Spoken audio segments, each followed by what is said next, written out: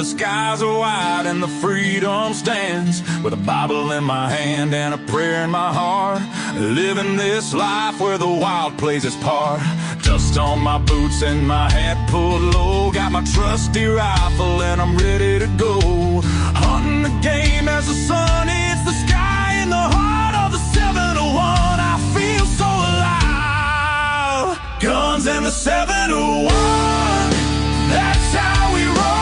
Faith in the good Lord, that's how we hold the line of the legacy that runs through our veins. In this wild, wild land where the spirit remains, we're living free, living bold, side by side, with God on our plate and our hearts open wide.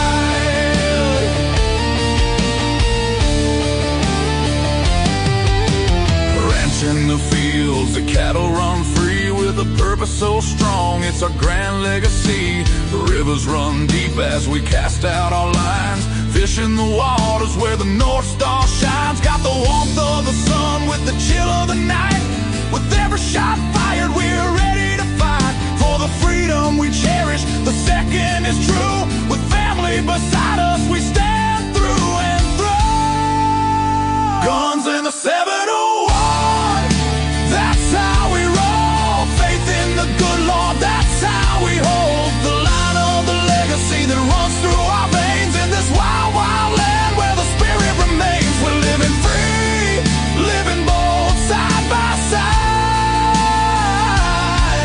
with God on our plate and our hearts open wide.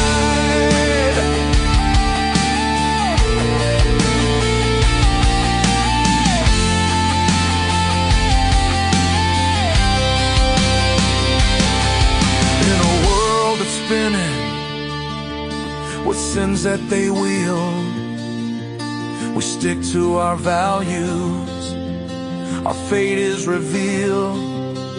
With the word as our guide, we tread on the earth, a community built from the love, not the curse.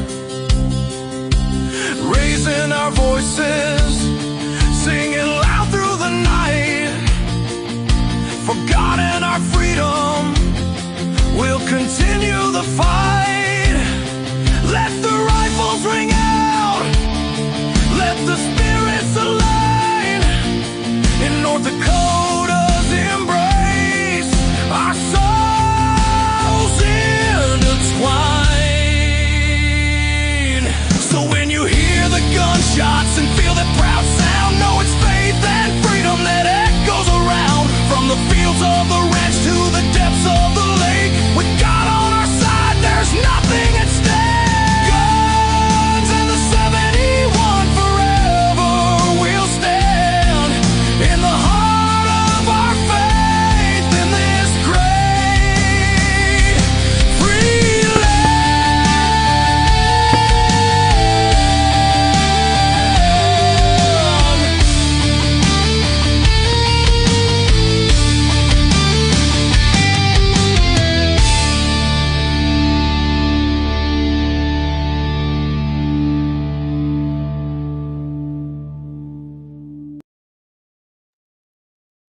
Good evening, folks. As you can see, I am not Clay. I'm Leon Francis, your humble host from BlackBeardLogic. I got a couple of things going on. As you can see here, I have up on the screen like real-time election results. So as they come in, I'm gonna probably keep the show to about an hour, because I'm I'm getting ready for some bad weather coming through. Again, I've already had to batten down pretty much everything. Trying to watch these election results. Plus, we're going to talk about a couple of really big stories that caught my attention on this breezy Tuesday in North Dakota. So I am going to go over, to this screen here, periodically as we progress through the show. Anyway, again, Clay is out doing Clay things, so I'm pinch hitting for him. Should be a pretty stacked show. As we all know, it's primary day across a large swath of America, and especially here in North Dakota. So definitely want to keep an eye out for that. I hope against hope that people are smarter than some of us more cynical folks give them credit for. I'm just I'm gonna put that out there because I have faith in people, but people repeatedly. Well, I'm not gonna say that. I'm gonna just stick that under my hat. So two of the biggest stories that I saw today are the Carmelo Anthony story, which is huge. It has been a pretty big story for quite some time, but he was sentenced today. Well, he wasn't sentenced. The jury deliberated, found him guilty. We're going to break that down a little bit. Don't hold your breath on. Yeah, Lynette. Yeah, I'm looking at these results, and this is why I don't like really doing real time results because as they come in, you can get easily discouraged. I'm gonna scroll down. Yeah, we got some results in, but polls close at I think 8, so they'll be coming in throughout the show, and we'll just kind of keep an eye on it, that sort of thing. Good evening from God's country in the western part of the secondary Dakota. Yeah, I got you, Eric. Yeah, a secondary. We're primary. Repping that ND. Anyway, so it's been crazy. And guys like me have been watching, what's going on in our country for quite some time. I see the decline. I love this country. Don't get me wrong. I love it. I think that the folks that are at the helm are a bunch of jackanapes. That's the word of the day. My word is normally chuckle nuts, but today it's going to be jackanapes. Look it up. And I think, and they are purposely running this country into the ground. Like I was talking to Eli. We were driving to one of his games, and we were talking about what it means, for this country to be a country for 250 years, and then we kind of got into the immigration thing because something came on the radio, and I kind of had a moment because the way I feel about this is like my ancestors, your ancestors, they left blood and sweat equity in this country, got it to where it is right now, 250 years later. And then we have people in power that are just giving the equity of this country, the equity of our ancestors, just giving it away like chiclets. That doesn't sit right with me. And they will beg, borrow, and steal to have the power to do that. And I'm going to show you an example of that out in California. So, California, we all know it's the land of fruits and nuts. And the Democrats out there turn that golden state into a vote by mail buffet for anybody with a pulse or without one, as a matter of fact. So, good evening, JD. Anyway, and we all know that this is happening, right? And so out there, they pass AB 37. It's a universal mail-in ballot scheme, and now ballots are kind of flying out all over to everyone. That's non-citizens. That's dead folks. That's ghosts. That's like any and everybody who have no business voting in our election system. Nick Shirley just came out with another video where he's going to houses of registered voters Like one of them was 127 years old, knocks on the door. She's not 127 years old. She has not voted in 50 some odd elections. So you got a guy like me. I heard, and I have the clip here. White House Press Secretary Caroline Leavitt stepped up and she said, she's happy to provide the evidence because the going mantra with the mainstream media is, there's no evidence of widespread voter fraud and blah blah blah, this and that, and a thing that we all know to be untrue. Like I saw what happened in Trump's first election. I saw what happened. The late night ballot dumps, the boarding up of the windows, not to mention the mail-in ballot frauds that we all know what's going on. Like, and in places like Minnesota and California, no voter ID required. It's crazy to me, and I look at what's happening. Like, I kid you not.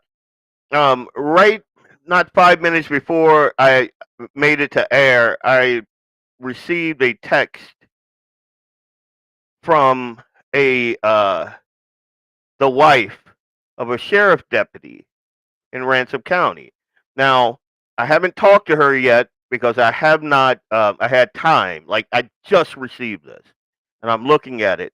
And what she is telling me in this text right here, what she's telling me in that text sickens my stomach about what the city government over there, well, in Ransom County, is doing to the Ransom County Sheriff's Office. So I'm gonna dig into that.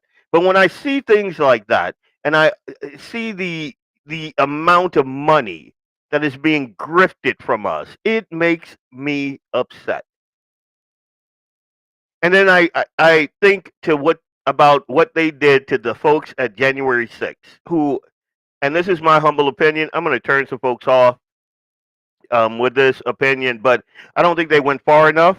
I think that if you're going to do something like that for something this big, you know what's going to happen. So either don't go and don't play that game and keep your powder dry, like Clay always says, or if you're going to go hard. I mean, you don't go and it's like, I'm going to step back before I get in trouble right now. How you doing, Kelly? What I am going to say is this isn't the republic that our founders fought for. It's a rigged game where the house always wins. And it seems to, folks would say, the house is the left. I don't think so. I think that there's a uniparty. And the uniparty is the house.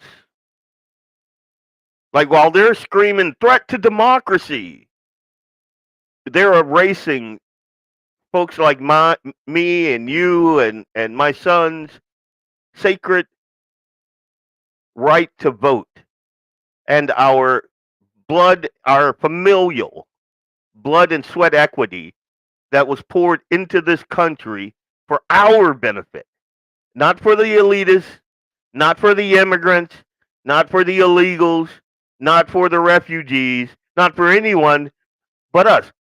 Our posterity. That's what they wrote in that document right behind me. Our posterity is not refugees from Somalia. That's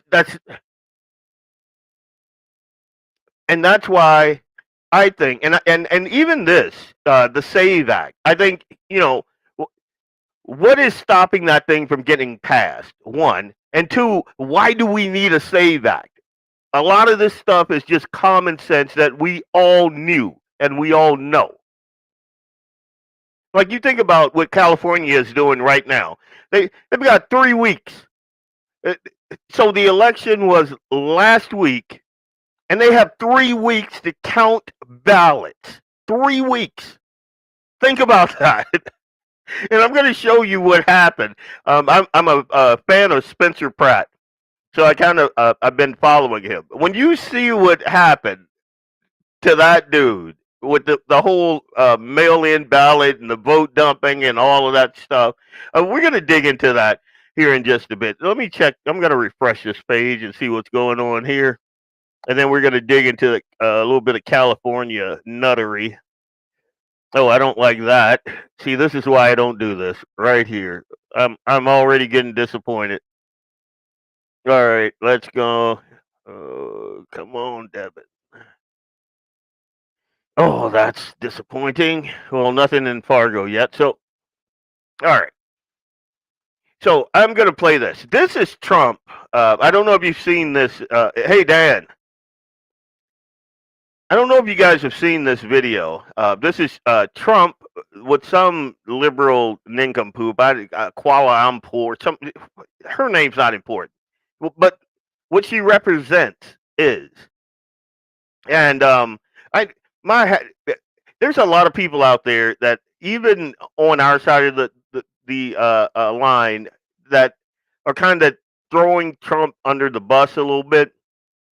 And I still believe that this dude, like, I don't think for our time we need a guy like this, a guy that's willing to go in there, mix it up, and at least try. At least try. Like, people have been just pulling the wool over our eyes for so long, and we just allow it to happen. Some of us sit in our bunker and we mutter and we clean our firearms. And we try to do, like with me and a ton of the people that I know and call friends. What we do is we try to prepare our kids. Like the friends that I have, their kids, they weld, they can use firearms, they fish, they hunt.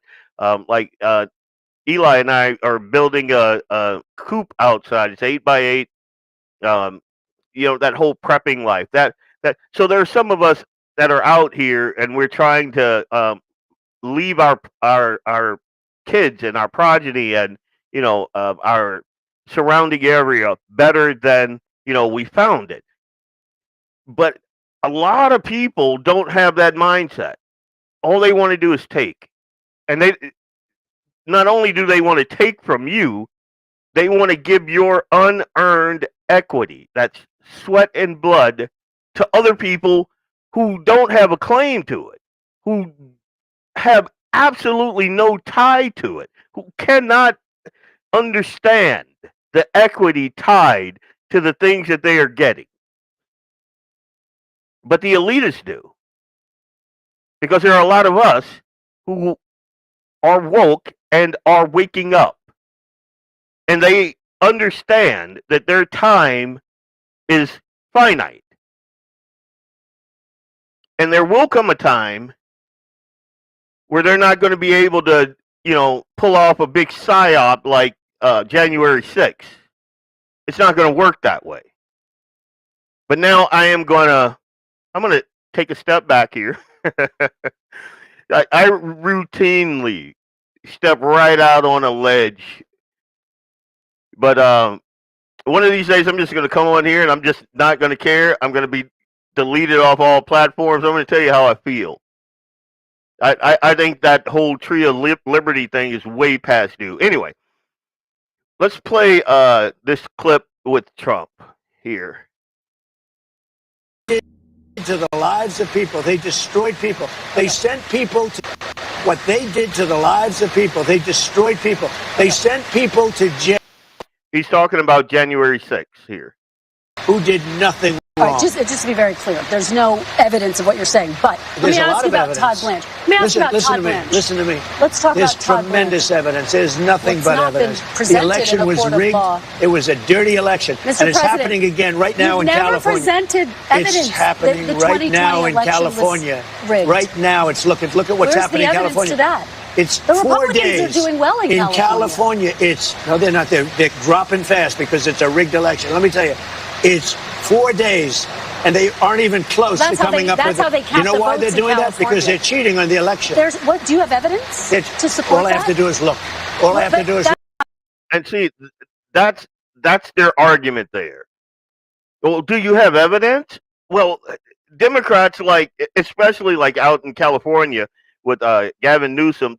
They write legislation in order to enshrine their cheating, thieving, conniving ways in law. And we can see it. We know what's going on. There's nothing you can do about it. Like Trump right now is flustered. He's flustered. He's like, what do you mean?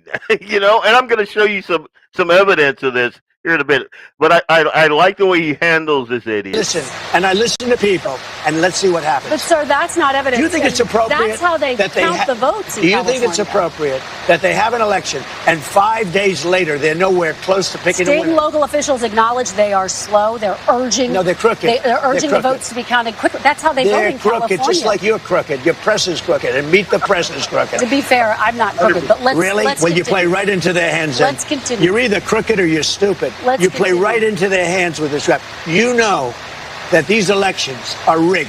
Your network knows that they're rigged. You know that I won an election in a landslide, and I got 94% bad press. But, Mr. President, you know why I got that? Because you have no credibility. But you've never presented evidence that it was rigged. Let's keep talking about. I want to talk about Todd. You have more evidence. There's more evidence than ever presented. Let's talk your about elections in this country. We're like a third world country. Your elections are crooked, and you're crooked, and Meet the Press is crooked, and so is ABC and CBS and CNN. But, Mr. President, you're one-sided crooked network. So let's call it quits because I've had enough. Thank you, darling. Have a good time. Mr. President, let's please. I traveled all the way to Wisconsin. I've sat in the rain. I know. I sat in the rain with you for an hour, on and off in the rain, and I've given you enough time. You ought to straighten out your press because you know what? A country can never be great with a dishonest press. We traveled. Did you hear that? A country can never be great with a dishonest press. And I'm going to tell you right off the bat, I believe probably 0% of anything that I hear in mainstream media. 0%. Like, if they told me that it was sunny outside right now, I'd have to go out there and get sunburnt in order to agree with them. I just, absolutely nothing that comes out of their face holes is true. Nothing. You would be shocked at the people that I talk to in my daily life that say things that they got from the news that are patently untrue. Just patently untrue. But in their minds, it's true. My dad used to be one of those people. He used to be one of those people. He would tell me things and I'd be like, wait, that's not true. He'd tell me things that Republicans were doing. And I'm like, well, that's not true. Where'd you get that? Dateline. And you're like, wait, what? Anyway, I'm going to let this finish up because I like the ending. All the way to Wisconsin for this interview.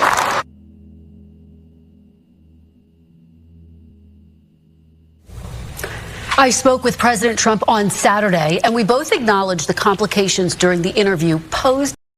Now, did you hear that? Did you hear the way she couched that?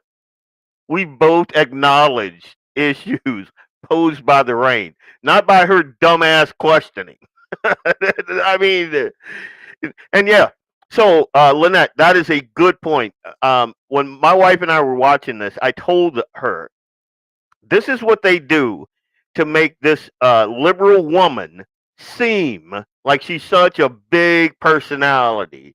And like if I were Trump, I wouldn't even agree to do these things. But, you know, if he doesn't get that press, it's all negative. Everything they say about this dude, he's Satan and Stalin and Putin and Hitler and Mao and Genghis Khan. He's all those guys rolled up into one and augmented by the devil. That is the persona that they have cloaked this man in.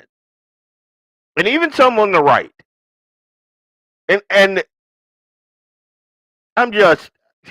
I could not do the job. I couldn't do it. I give this dude so much props because there's no way I could do that job. Same way like with the sheriff's department and the police. I give them a bit of leeway because I know how I would be in those situations, and I'd be like, you know what? Let's move on. Anyway, this is their reasoning. This is the liberal reasoning. I didn't find any fraud because I didn't investigate voter fraud because there was no fraud. It's a circular argument. Circular argument. Watch this. I'll show you. Check this out. About the professional signature collector who agreed to plead guilty to paying homeless people to register to vote in Los Angeles. Brenda Lee Brown Armstrong admitted she used to pay people. Now, I want you to keep in mind, because this is going to come back around full circle here briefly in the show. But keep in mind what she's saying here. This woman here was convicted, admitted that what she would do is she'd go to Skid Row, she'd go to the homeless encampments, and sign people up on the voter rolls, and then use her address so they can get ballots. And the way ballot harvesting works is you go, you pay these people, or say you are in a building that is predominantly Somalia. You make sure you register all those people to vote. And then on election day, you go knock on every one of those doors. You collect those ballots. You fill those ballots out, because we all know that there is no chain of custody. There is no signature ballot verification. There's none of that now. Like, we used to think that our elections were secure. The Iraqis with the little thumbprints, their elections are more secure than ours. 100%. 100%. And I'm going to show you proof of that. Here you go. But I want to finish this up first. On Skid Row $2 or $3 to sign ballot initiative petitions, and gave homeless people her address to use so they could register to vote. Yes, it does. Now, because you haven't registered, I need to register you so I can get paid too. So I can get paid too. Armstrong got paid for every signature she got, and the DOJ says this case is just the tip of the iceberg. This case is important because it shows how easy it is under California law to corrupt the state's voter rolls and thereby corrupt the state and federal elections administered by the state. So now the question is how widespread. Those in power would like to say, well, of course there's some fraud, but it's not widespread. The truth is, and I can tell you, having been up there, they have no idea. They have no idea how spread the fraud is, because they do nothing to detect it, prevent it, or to prosecute it. Whom and why? And also, in this vein, does the White House still plan to issue an executive order banning mail-in voting, and what legal authority do you have to do that? The White House is working on an executive order to strengthen our elections in this country and to ensure that there cannot be blatant fraud, as we've seen in California with their universal mail-in voting system. It's absolutely true that there's fraud in California's 100%. Elections. It's just a fact. It is just a fact. They have a universal. And do you hear the circular argument? What evidence of that is there? That's what they always say. And there's tons of evidence. Tons. They just never prosecute anybody. And the media never talks about it. And so in their mind, out of sight, out of mind. Even though we all understand that something ugly is going on. We all know this. We all know it. Yeah, it doesn't matter who gets the most ballots. All that matters is who counts the ballots. You're spot on, Axe. Oh, happy birthday, belated. Don't worry, I texted him like on his birthday, so don't give me guff about that. Here we go. I'm going to finish this up. We know is ripe for fraud. And if you want to deny that, I'm happy to provide you all of the evidence for it. I'd be glad to send that to you after this briefing. Rigged. Fraudulent ballots that are being. Did you hear that? What evidence is there that it's rigged? Well, I've been talking for, 5 minutes? This is Caroline. I've been talking for 5 minutes. Like, nothing I said went in your head and stuck. It just went in one ear and out the air space that is your brain and out the other ear. Like, it's crazy, these people.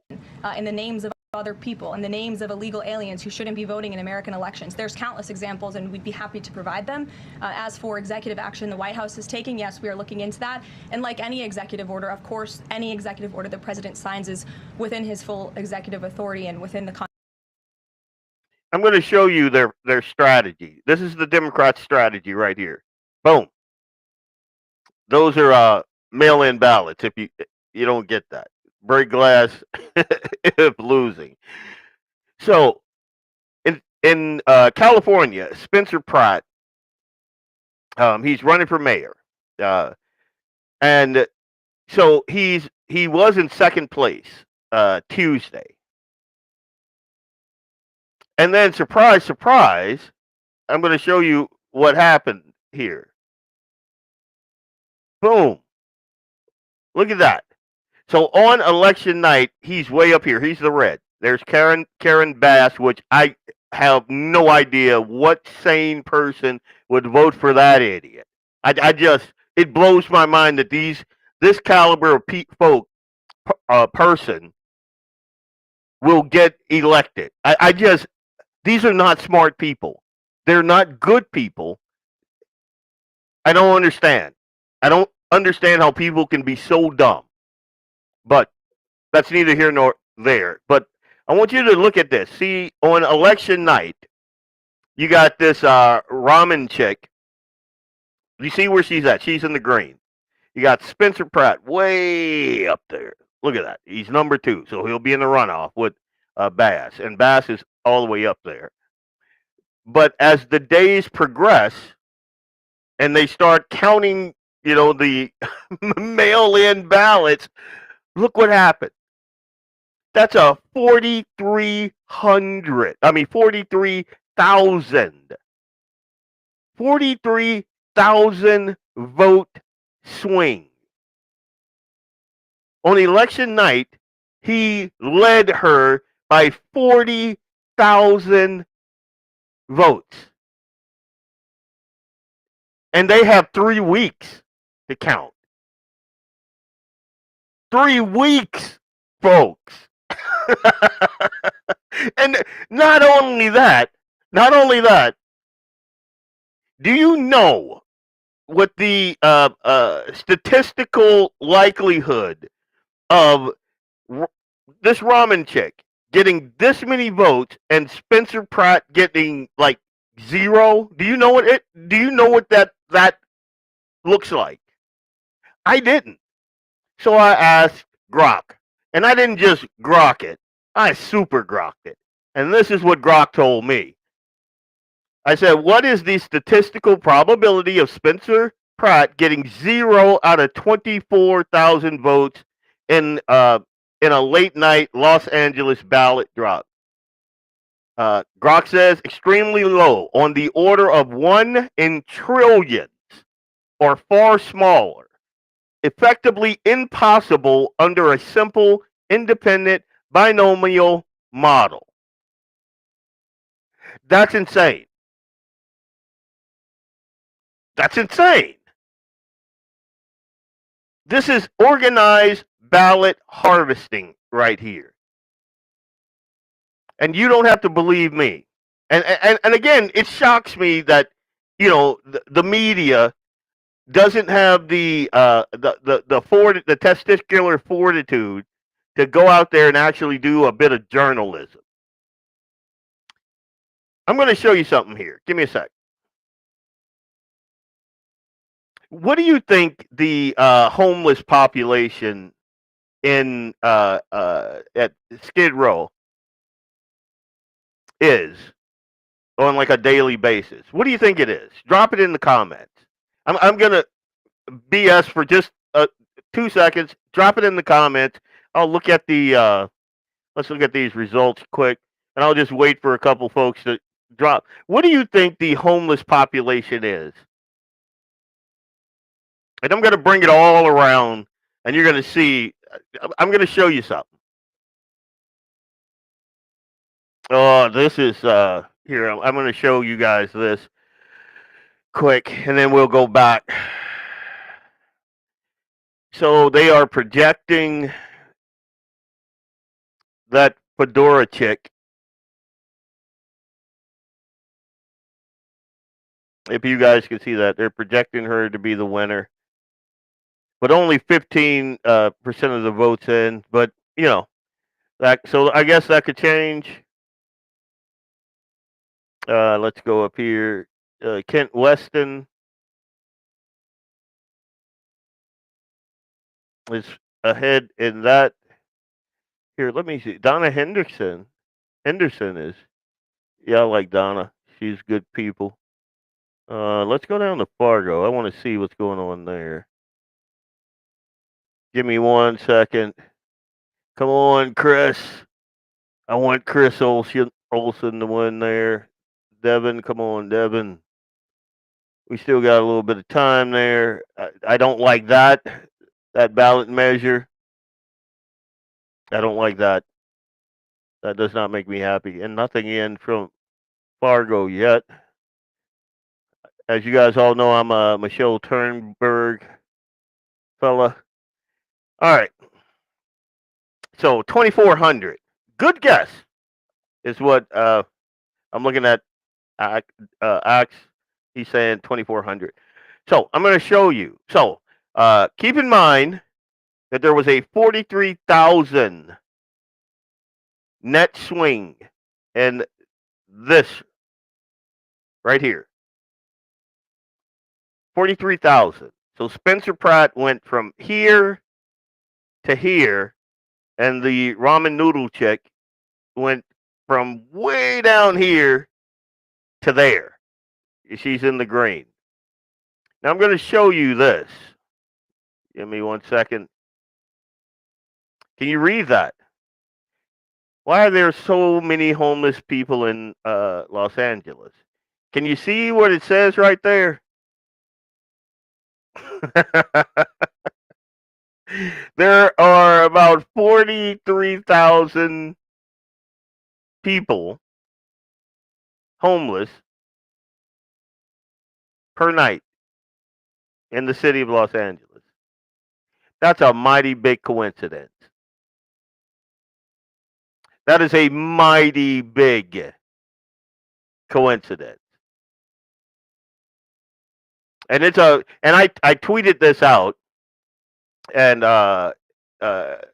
Spencer Pratt also tweeted this out.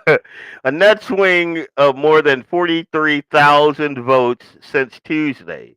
43,000, huh? Where have I seen that number before? It's probably nothing, right? And he's got the same little deal down there. But there's no evidence of voter fraud. There's no evidence of voter fraud. Are you kidding me? Are you kidding me? Like, again, what are the odds of the ramen chick getting the largest share of every mail-in ballot dump, while even Karen Bass barely got any of the vote? Not to mention Spencer Pratt. I mean, they didn't even make their fraud look believable. Like, what news outlet can't look at this and go, wait a minute? And I'm going to fry your noodle just a little bit more. The ramen chick lost her own district. That's CD4 to Spencer Pratt and Karen. So her own people were like, ugh. But they expect us to believe that she beat them both by winning 40% of the votes in the rest of the city by mail-in ballots. They expect us to believe this. And far be it from me to be a conspiracy theorist, but come on now. So let me get this straight. In the bluest state in the country, California, we're supposed to just nod along and accept that in a 3-candidate race, the third place finisher, the one who already conceded, she had conceded because, like, there was no way she was winning. Like, zero way. I mean, here, I'll go back. Hang on. Again, nope, that's the wrong one. This is election night right here. Election night. You see where she is? She's like, because anybody with 2 brain cells God gave a cricket can see how this is going to play out. She conceded. And then, miraculously, she gets tens of thousands of mail-in ballots dumped All of them arriving after Election Day. Again, break glass of losing. And again, Karen Bass, well, both of them, Spencer Pratt, Karen Bass, they received 0 late mail-ins. Not a single one. And we're supposed to all just go, okay, that's a secure election, and move on? I mean, if you're not mad about this, you need to check your pulse. It's an insult to our intelligence. I mean, at this point, not supporting like voter ID isn't some quirky policy disagreement. It's a tell. It's a neon sign that says you're not actually interested in a fair, honest, and verifiable election. And we need to stop pretending that these people just have a different opinion, because they don't. They don't want a consent of the governed. They want control. Just like during COVID.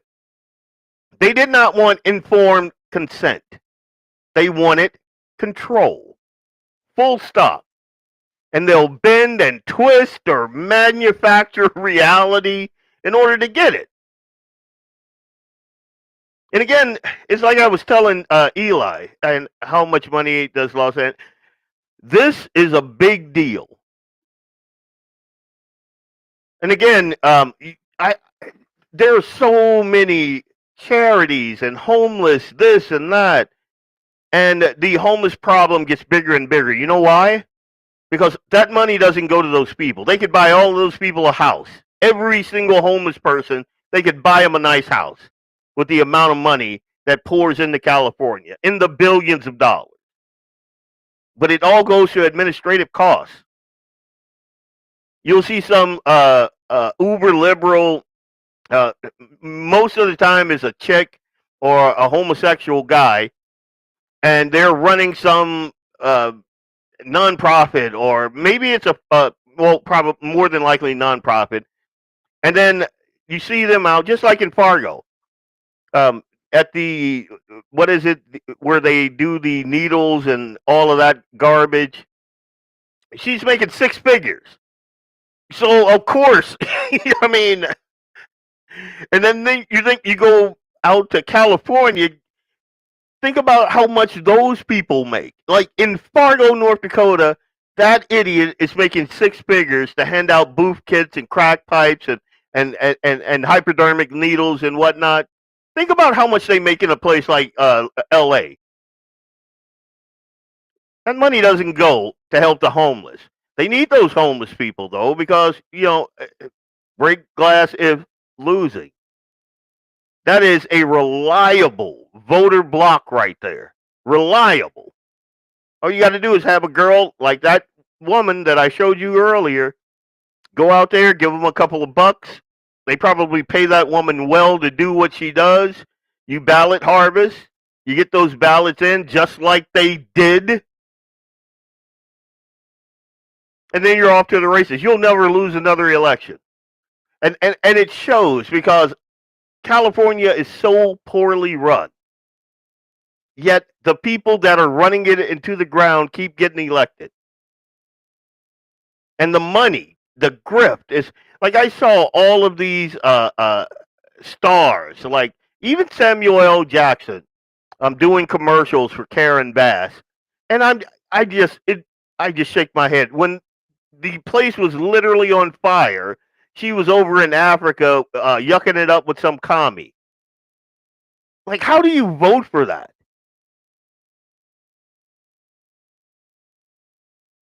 Getting back to the statistical impossibility of those votes. Again, we shouldn't be expected to just accept that type of nonsense like good little sheep. I mean, evidence of fraud doesn't begin and end with some like grainy video. statistical anomalies. That's evidence. That's hard evidence. Stuff that can never happen, yet it keeps happening, is evidence that something untoward is happening. I mean, think about this. You're playing the lottery. Lotteries have like known odds. Everybody understands the math. Now, if suddenly out in Enderlin, I don't know, 50 people just started winning the lottery back to back to back. And they're winning at rates that defy probability week after week after week. You wouldn't need a smoking gun confession. The numbers themselves would scream fraud. And you better believe the authorities would investigate and shut it down. Heads would roll. That's what would happen with if the lottery system, like the I don't play them, so I don't know if whatever the big lottery in North Dakota, whatever. If a bunch of people that were kind of connected just started winning, how quickly do you think the state of North Dakota would shut that thing down and investigate it to the hilt? How many heads would roll? Yet with our vote, do you see what I'm getting at? I mean, here we are with the most consequential elections on earth, deciding who controls government, taxes, laws, your liberty, the future of this country, everything. And those same statistical impossibilities keep popping up time after time. Trump is right. Like, this cannot happen in a vacuum. People have to be in on this. The media has to be in on this because there's no way to objectively look at these things happening and just go, well, there's no evidence of voter fraud. Nothing to see here. Those people aren't journalists. They're propagandists protecting a rigged system. And the rest of us are supposed to just pretend that, that's normal. No. I demand proof. We need to demand ID. We need to demand same-day voting with paper ballots and a valid chain of custody. I don't understand how this is controversial. We need to demand audits that actually mean auditing, not whatever crap they were pulling in 2020. California will never change until illegals are not counted in the again 100%. Like, you gotta hand it to Democrats. They play chess, and I don't think it's just them. I don't think Democrats are smart and all of that. I think it's the uniparty. What I think about this entire setup is we are the stooges. Like, if you ever watched The Matrix, you had all these folks, and they were just kind of using their essence to power, the machines or whatever. And that's how I feel that they use us. They use our sweat equity into this country in order to enrich and empower themselves, and they can give two craps about us. And then they lie blatantly to our face.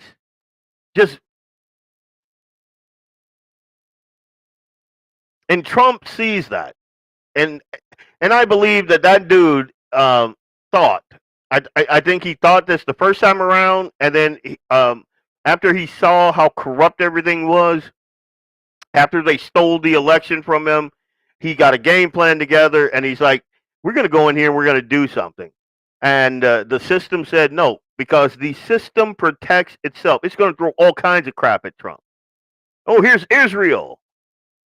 No, left and right hate.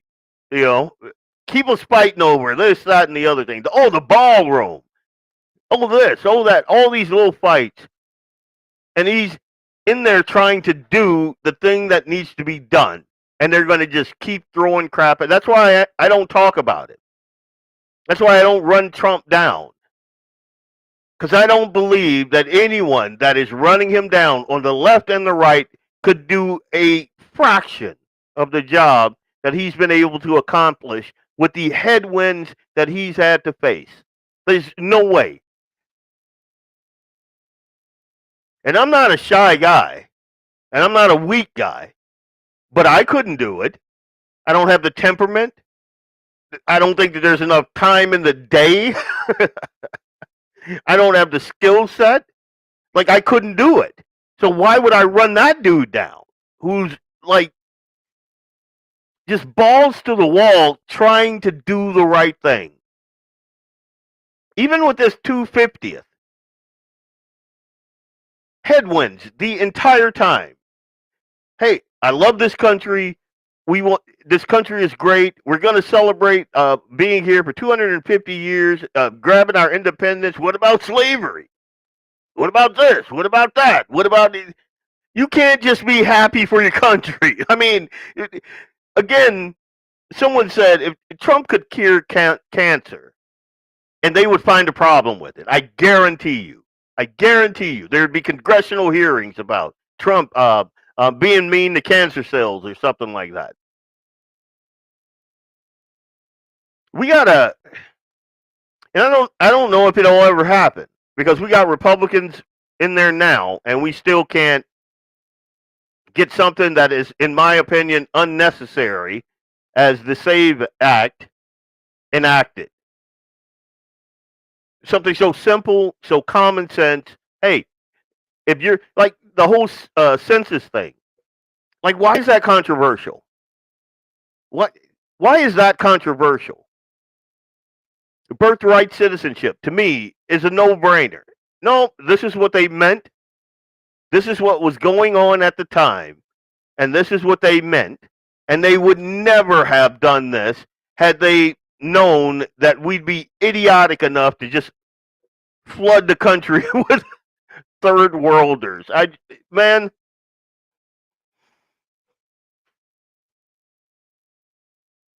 and I hate to think this, but I think that we are a collapsing republic, and unless we start standing up in numbers.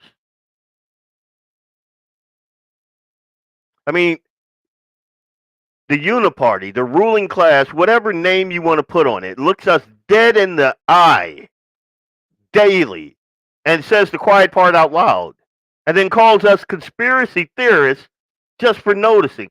Elon Musk the other day said something. He was talking about California's insane new law that bans any form of voter ID at the polling station. Yeah. The state that forces you to show ID to buy like a pack of cigarettes or to get on a plane or to pick up a prescription or go to Costco. You got to show an ID. Suddenly decides that verifying who is voting is disenfranchising people. It's not about access. It's about power. It's the same crowd that wants you to present your papers for everything except for the one thing that actually determines who runs this thing. They'll track your carbon footprint. They'll track your vaccine status. They'll track your grocery purchases.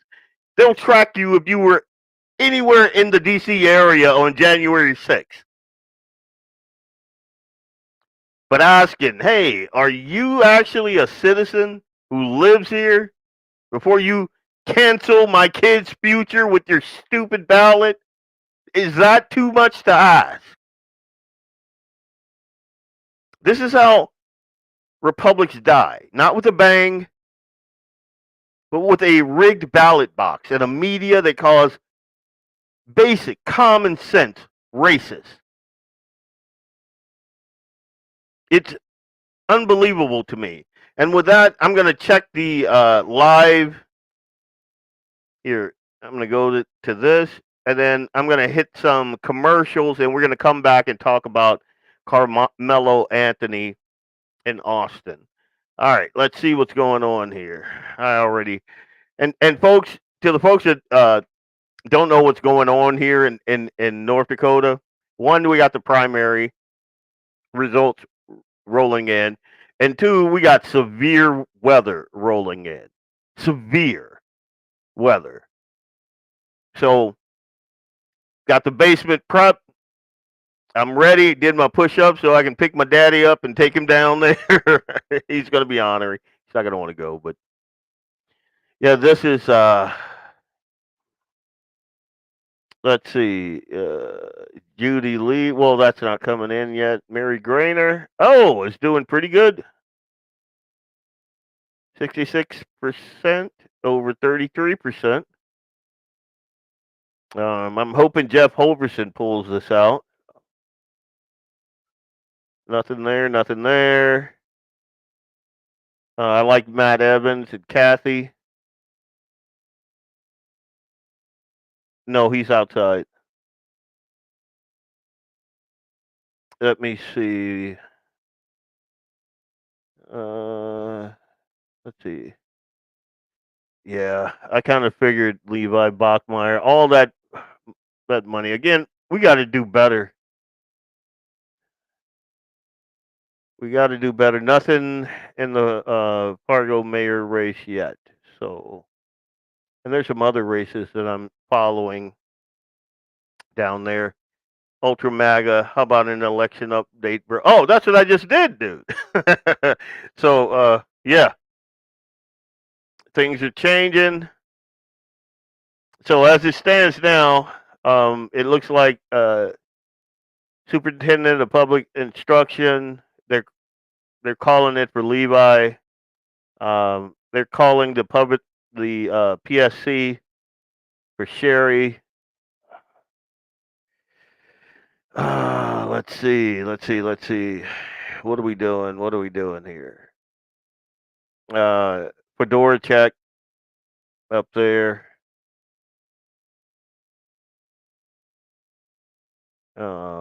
Yes on single subject amendment requirement. I was a no on that. Nothing in Fargo yet. Here, let's look at more races here.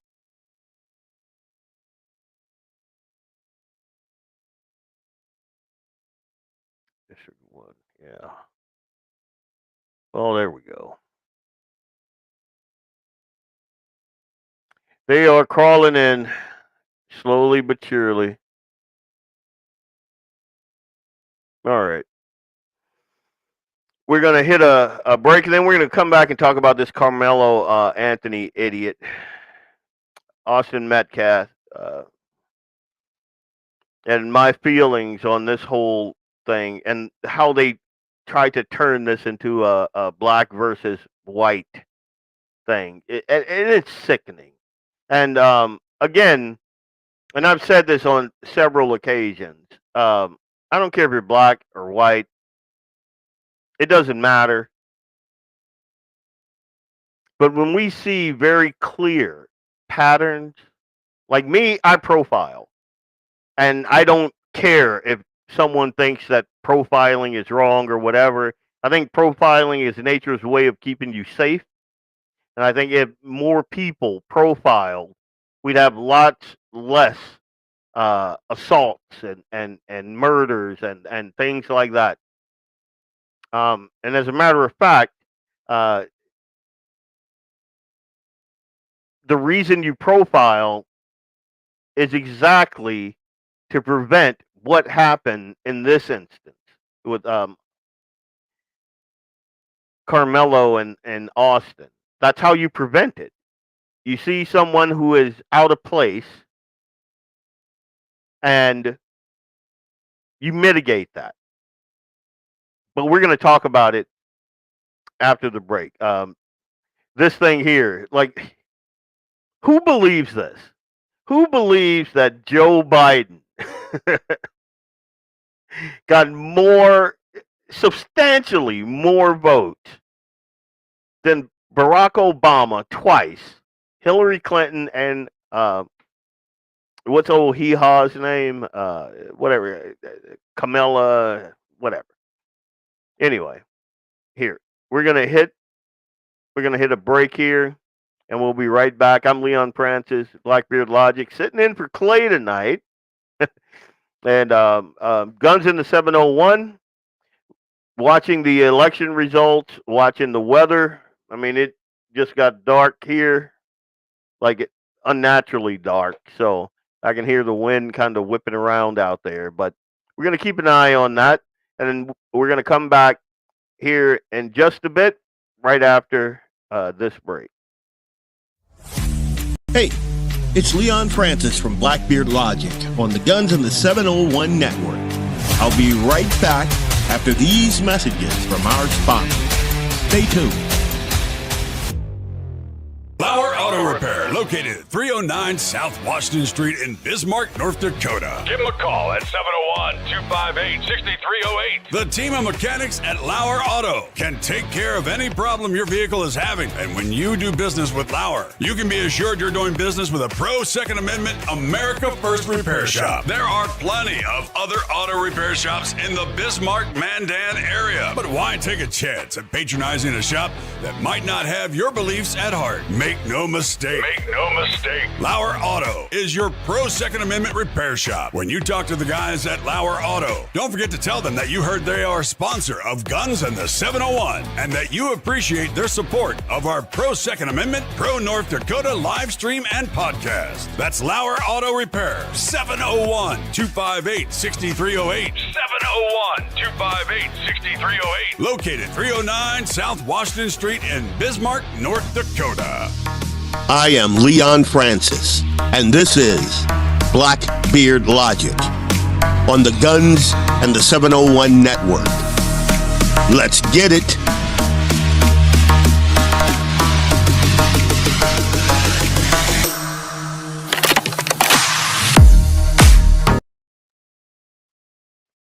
Welcome back.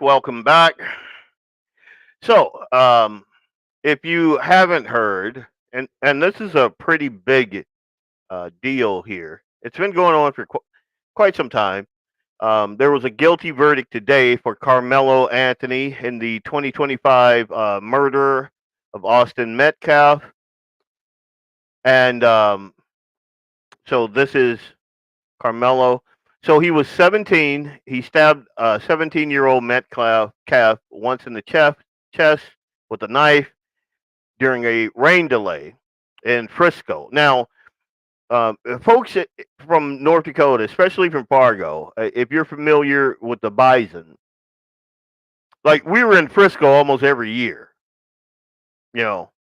So this could have been one of our boys down there.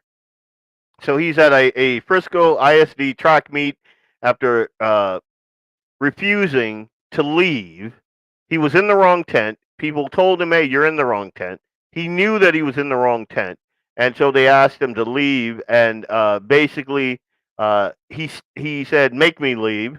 And if you touch me, see what's going to happen. Completely barbaric.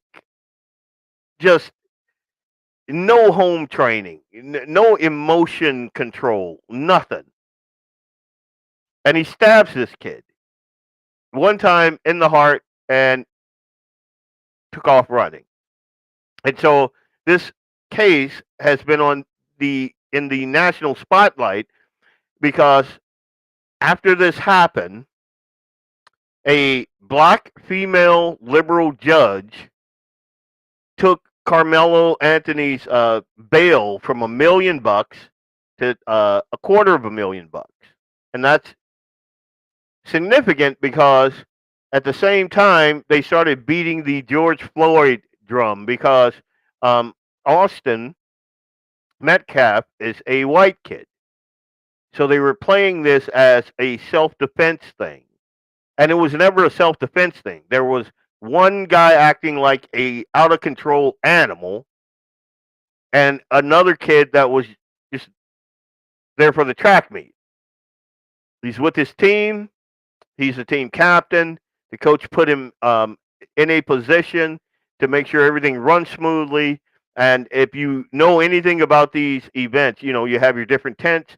You want somebody watching over the team's equipment and everything, because obviously you have untoward people that will come up and they will steal or do, cause damage like this idiot did.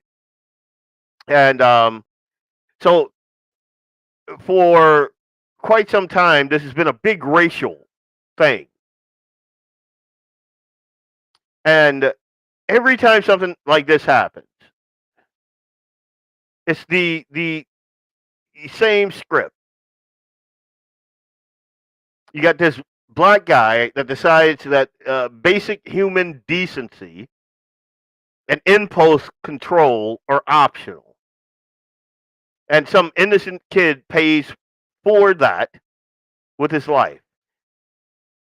He was found guilty, and I think I saw it come across my scrawler that he got 35 years. I can't confirm that, but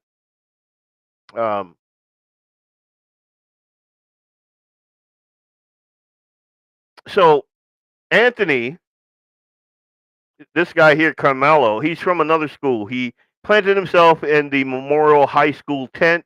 He didn't belong there. He was asked politely, repeatedly, 15 times to leave. He refused. He taunted them. He said, "Touch me and see what happens." He called them a bunch of P words. He had a knife in his bag. Austin Metcalf, good kid, honor student, track athlete, finally told him, "Hey, you got to get out." Anthony pulls a knife, ended his life. Then he ran, tried to hide the weapon, lied to the police. He claimed self-defense. Got all the regular race baiters out there beating the drum. This idiot, they raised $600,000 for this guy. $600,000. That's why when the judge lowered his bail, he's been out this whole time. He's been out. Took the jury 3 hours to come back with a guilty verdict. And they're expecting violence tonight because of all the idiots that are there supporting him. I did not, on purpose, did not pull any of that video because it's infuriating. It makes me mad, and I'm a black dude. I could imagine what it like. These people want a full-on race war. And something else that struck me as odd is all of those people down there that are supporting Carmelo, you should hear them speak. And the fact that they went through public school and still speak that way is a testament to how bad our public school systems are. They're just advancing these people. This dude, after he murdered a kid, his school still allowed him to graduate. Can you believe that? Now, this kid had a choice. He chose the knife. And a good kid is dead because of it. Family shattered. Race relations dumped. And we keep making excuses for garbage people like this. I mean, you got to call a spade a spade. But we're not. We're not. I'm going to show you this here. Listen to Dominic Alexander. I speak on behalf of myself as president of the Next Generation Action Network. The Next Generation Action Network wanted to respect this process, to be able to make sure that nobody said that the Next Generation Action Network obstructed this process, interfered in this process. But what this process did is shown that black lives do not matter in Kalon County. It showed us that time and time in American history, it has shown us to remove emotions from yet the law. This trial showed that it put emotions over the law. After Trayvon Martin and so many countless names, it has shown us that black life is not safe in Kalon County. It showed us that they did not listen to the law. It showed clearly that a judge interfered in this process. It showed very clearly that a black boy was allowed, not one black soul on a jury. An all white jury convicted him in 2 to 3 hours.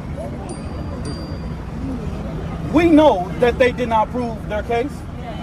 They did. They are currently sentencing Carmelo Anthony, but we know that the Next Generation Action Network put the first $10,000 towards an appellate attorney. And we will fight Kalon County like hell. I respected this process. I allowed and called for peace in this process. But Black America should be very upset about what went on today. We are. Now, before all of the internet lawyers and before all of the interpretation of the situation, I'm only an advocacy leader. I'm not an attorney. I can only help families be able to navigate these processes when they find themselves in this type of situation. That's stupid. Use your common sense. Yeah, this guy's an idiot. Like he's such an idiot. This is a clear case of violence. It's got nothing to do with race. Race was not a factor in the prosecuting. As a matter of fact, the kids that testified on behalf of the prosecution, some of them were black, and they were pissed that this idiot did what he did and took this good guy out. And during the jury process to pick the jurors, they had some black folks there who couldn't control their emotion, who said that they would have a problem convicting a black man against a white guy. They said that, and they were eliminated. Like, it's, oh my God, it's so dumb. Like, all of it is so dumb. And to say black lives don't matter, and you can hear the idiots behind them. That's right. You know, that's right. No.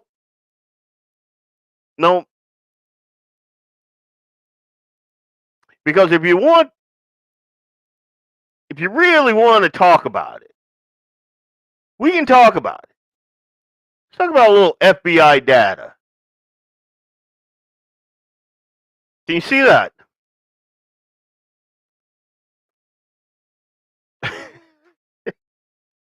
Like, it's not even close. Do we want to talk about whether or not Black Lives Matter? Black victims are overwhelmingly killed by black offenders. 88 to 93% of black homicide victims are killed by other black individuals. Not 88 to 93%. White on black are rare. 8 to 9%.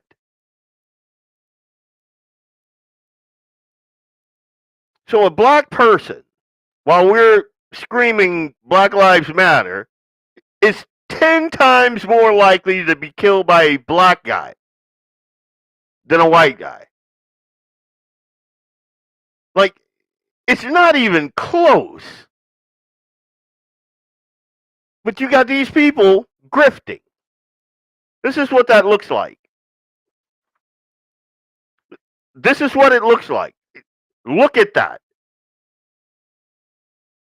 This is white guy killing black guys versus black guy killing white guys. The percentage. It's not even close. And we're still playing this idiotic game. Like, I don't understand. I heard Matt Walsh, and he was getting like tons of grief. People are calling him a bigot. People are calling him a racist, and because he said something to the effect, and I should have pulled that video, but he said something to the effect that that like white parents do their kids a disfavor by not telling them the truth about black kids. He said we send them off thinking, like, basically what the liberals say, that, all kids are the same and, everybody is this, that, and the other thing, and we all think that we don't. And this proves it. Like, it's, and again, I'm a black guy, and I profile. There's a joke about me. I was speaking at some Republican event, like way back in the day, in Bismarck. And I had a friend that wanted me to meet a friend of his. And so I said, yeah, sure. And so I got up and I spoke and I started talking about liberals. And I think I said something to the effect of dreadlock wearing, pants sagging, blah, blah, blah. And so after I'm done speaking, like, I forget what the topic was. I forget all of the thing that stuck out to me was when I got off the stage, like, everybody's clapping and so he brings this guy up, and the guy has dreadlocks and saggy pants, and he's he's a Republican. But that's an anomaly. That's an anomaly. Like, I told the guy, if I saw him coming toward me and I got my family with me, I'm apprehensive because I'm not an idiot. And you should be able to use your eyes and your five senses to tell you whether or not you're in danger. And we do our kids a disservice when we don't show. And it's not just a black and white thing. Like, liberals make everyone less safe. They do. Here, I'm going to hit an election update. I think I saw it refresh here. Give me 2 seconds. Let's see what we got here. 6 weather alerts. Oh, yeah. I'm going to probably end up cutting this short here. Yeah, that Fedora chick. Blas made a strong showing, but it looks like Julie, Michelle Axman is in District 7 is pulling ahead. Oh, it's refreshing and already. Judy Lee and Philip Sahlberg are. That's pretty close, actually. Oh, Kent Weston was projected. Well, he was ahead, but now he's dipped about a percentage point. So that's a really close race there. I know Kent Weston. Mary Grainer still has a pretty commanding lead over Donald Shively. District 3 is all still pretty tight. I'm hoping Jeff Overson pulls that out. District 7. That's tight with 53% of the vote in. I wish Becker had a stronger showing, but he's sitting at 21% of the vote. Greg Vetter is at 32.8. Steve Sauter is at 28.8, and it just refreshed again. District 11. Oh, well, those are Democrats, so. Okay, District 13. Let's see what we got here. Austin Shower and Jim Jonas. They're pretty close.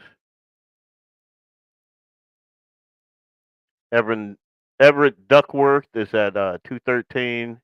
And Russell is at 207.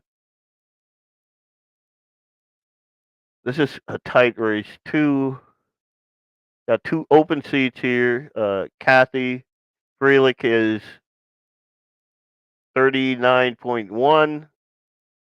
Corey is 33.9, and Donna Henderson is at 27.1 with 83% of the vote in.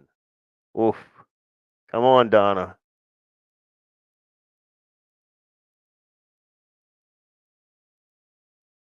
District 25. You got 2 open seats here with 73%. 73%. So I would say Terry and Kathy are going to pull that out. But I was pulling for Matt. You got a little time, but that's a big. That's a lot of real estate there. And I'm a Matt Evans fan, so I'm not having a good night tonight. 27, you got Sean Kessel, Greg State. It just refreshed again. Got 2 open seats. Oh, but they only have 1%. So yeah, that's not even worth talking about yet. Got 2 open seats in District 31. Dawson Holly is sitting at 35, 30, might as well say 36%. Karen Rohr at 32. Jim Schmidt at 19. Kevin Remington is at 11. With a little less than a third of the vote. 33. Anna Novak is, and it's only about a quarter of the vote, not even a quarter of the vote in yet. And so that's still really early. All of these are all early. Like they're really early here. 19% of the vote in, 18% of the vote in. So these are all early. So District 43, 69%, and they're projecting that Jill Chandler is going to pull that one off. And there's 2 open seats, so you still got Mike Holmes and Eric Murphy. Mike Holmes is sitting at 34%. Eric Murphy's at 303 with 69% of the vote in. So Jill's got that. PCS,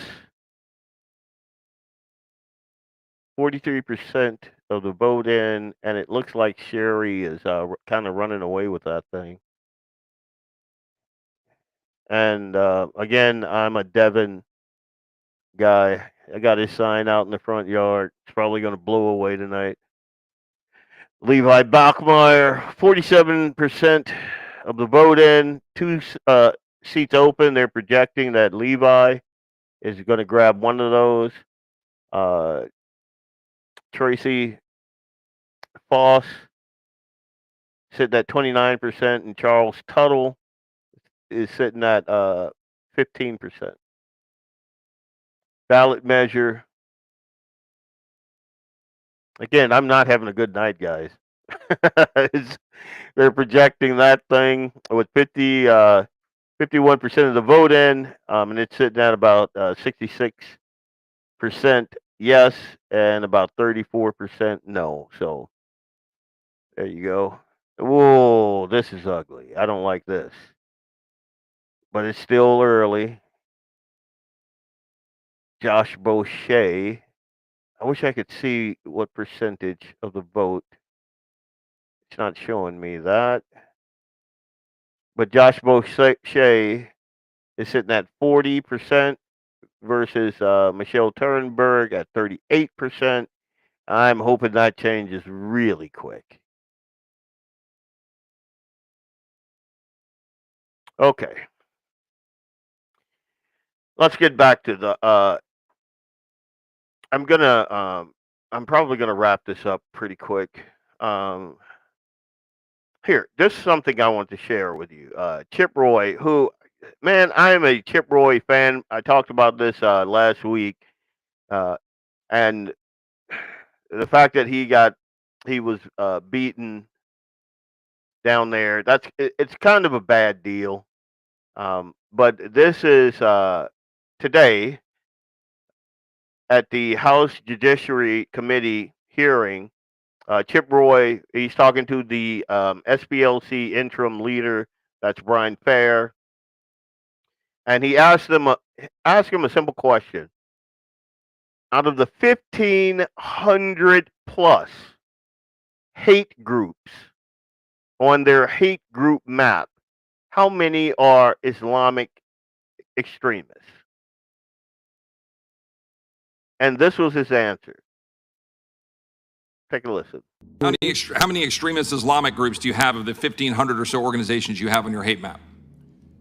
Again, anyone can go to our website. My office has been looking over and we can't really find one.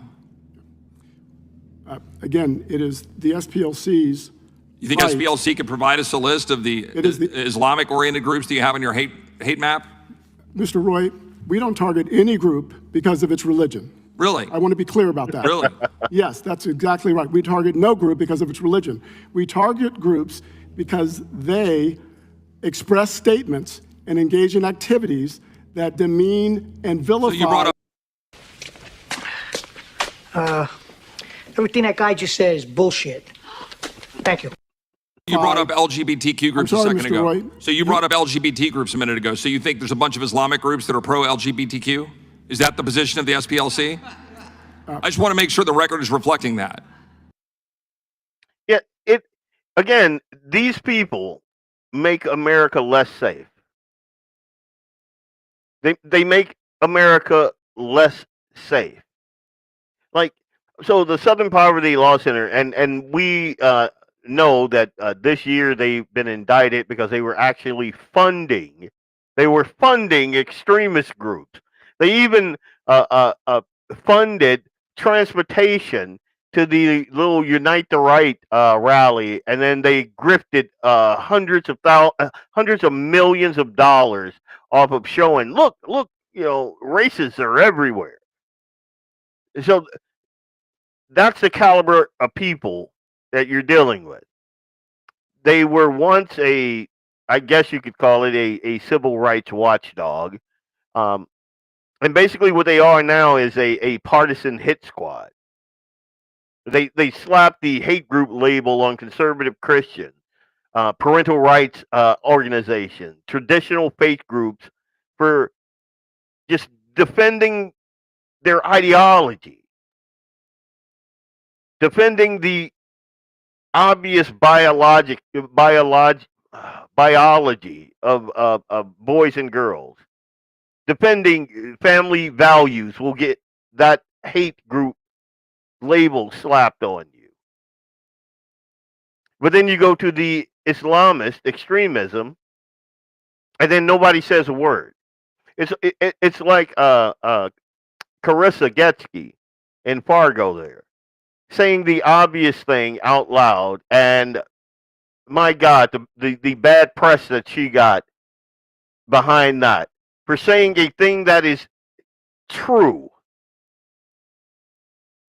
Like, we have two worldviews. We have the West and the East. We have Christianity versus the Islamists. Now, there are no Americans clamoring to go over there. As a matter of fact, Muslims flee those Muslim countries to come to the West because it's so great here. And then they get here and they bring their worldview here, and it's incompatible. And Getsky simply pointed that out. And she lost job revenue. She has a business. She had to pull out of some events. She's running for school board in Fargo. I hope she wins.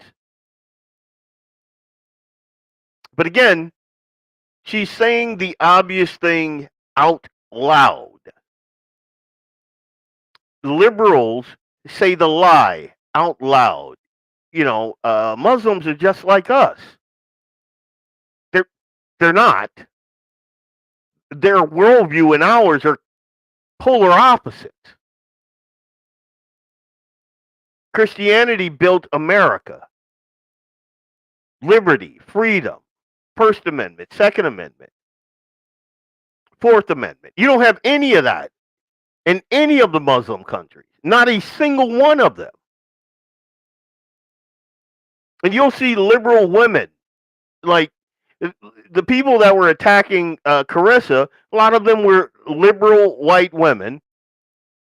And if they went to a Muslim country,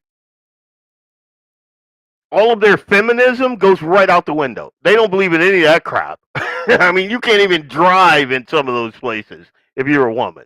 I mean, forget about having your hair down, letting your hair down. Forget about that. But we can't talk about it.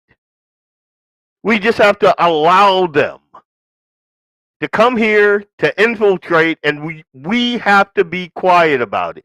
We can't say anything about it. It's always us that is set upon, mostly by liberals, who, if they lived their liberal life anywhere outside of the United States or the West, if they went to a Muslim country and tried to live their liberal life, they'd be dead in a minute because they don't put up with that crap. Again, making America less safe. I mean, in this same hearing, Chip Roy asked him about CARE. Documented ties to Hamas, the Holy Land Foundation, the U.S.-based Muslim Brotherhood affiliates pushing Sharia supremacy, networks inspired by Al-Qaeda, ISIS, Hezbollah,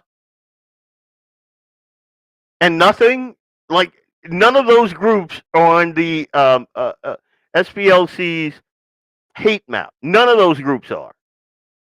All of them are terrorist affiliate, but none of them are on the hate map. How is that a thing? That's not a blind spot. It's a deliberate thing. The SPLC's hate map is a donor dollar machine and a blacklist for the left. They amplify phantom threats and fund those phantom threats from the right while shielding like real ideological dangers that don't fit the narrative. And again, it makes us less safe.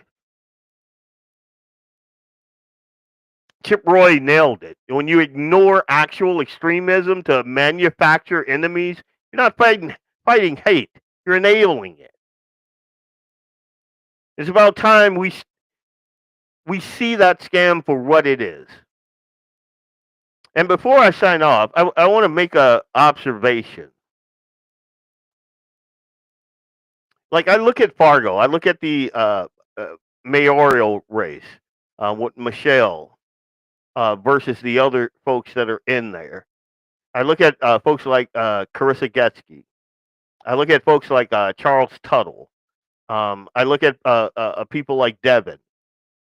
All of these salt of the earth conservative folks, Alex Balaz, that are trying to right this ship. And you see how difficult it is. You see how difficult it is. All the money. My buddy Royce White in Minnesota. You see how the machine protects its own. Over in Minnesota, they got Michelle Tafoya because she'll play ball. Royce, he's not that guy. Alex Balaz, not that guy. Fedorchik, she will play ball. Like it, and time again, they throw it in our face. They throw it in our face.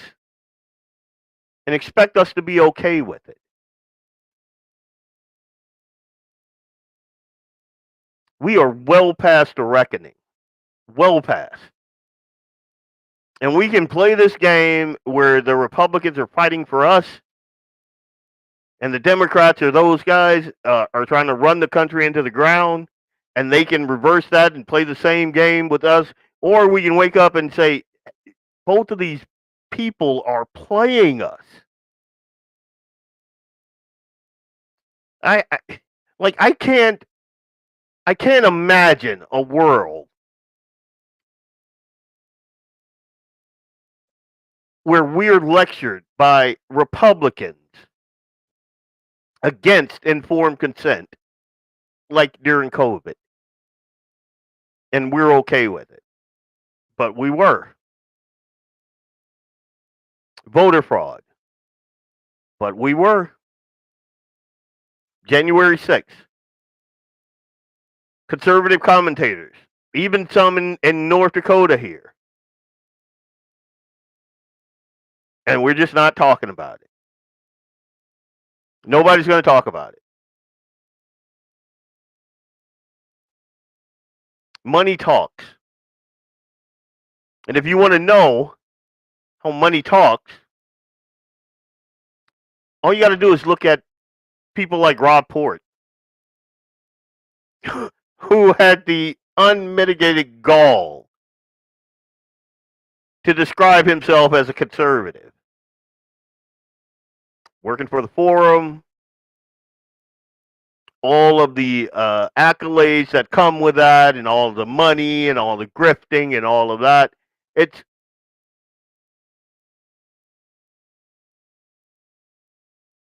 again, we got to do better. We have got to do better. We got to do better with the whole race thing. We have to be able to call a spade a spade. It shouldn't be on Matt Walsh to get drugged through the mud and called a bigot for saying obviously true things. It shouldn't be on me to call out like my culture as a problem culture and then get drugged through the mud for being an Oreo. It shouldn't be. We should be able to say true things, and they don't only not stop being true, they become actionable. Okay, this is a problem. We need to do something about this. The thing that we did about the problem was BLM. And that wasn't the answer. The BLM was a grift. Everybody knows that now. Those folks raked in, $3 trillion worldwide? Where'd all that money go? And you see people are still grifting on it. And none of the problems are getting better. None of them.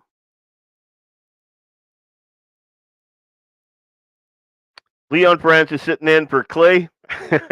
I am going to go and hopefully, I'm hoping this spat of bad weather misses us, but the last radar that I saw, we are sitting squarely in red in about half an hour.